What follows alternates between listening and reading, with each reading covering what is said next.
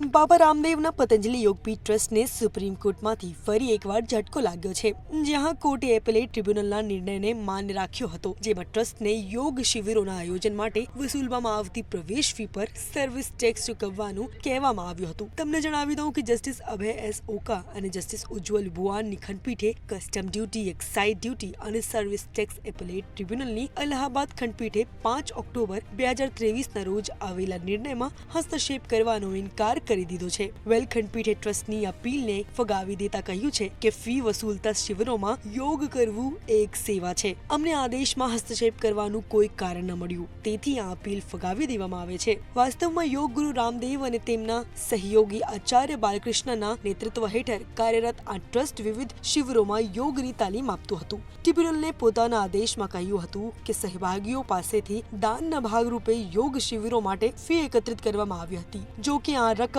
દાન તરીકે એકઠી કરવામાં આવી હતી, પરંતુ આ ઉપરોક્ત સેવાઓ પૂરી પાડવા માટેની ફી હતી અને તેથી તે ફીની વ્યાખ્યા હેઠળ આવે છે. તમને જણાવી દઉં કે કસ્ટમ ડ્યુટી અને સેન્ટ્રલ એક્સાઇઝ ડ્યુટી મેરઠ રેન્જના કમિશનરે ઓક્ટોબર 2006 થી માર્ચ 2011 માટે દંડ અને વ્યાજ સહિત લગભગ 4.5 કરોડના સર્વિસ ટેક્સની માંગણી કરવામાં આવી હતી. પછી તેના જવાબમાં ટ્રસ્ટે દલીલ કરી હતી કે તેઓ એવી સેવાઓ પૂરી પાડે છે જે બીમારીઓની સારવાર માટે છે. તેમાં કહેવામાં આવ્યું હતું કે આ સેવાઓ સ્વાસ્થ્ય અને ફિટનેસ સેવાઓ હેઠળ કરપાત્ર નથી અને હવે પતંજલિએ આ 4.5 કરોડ રૂપિયા ચૂકવવા પડશે.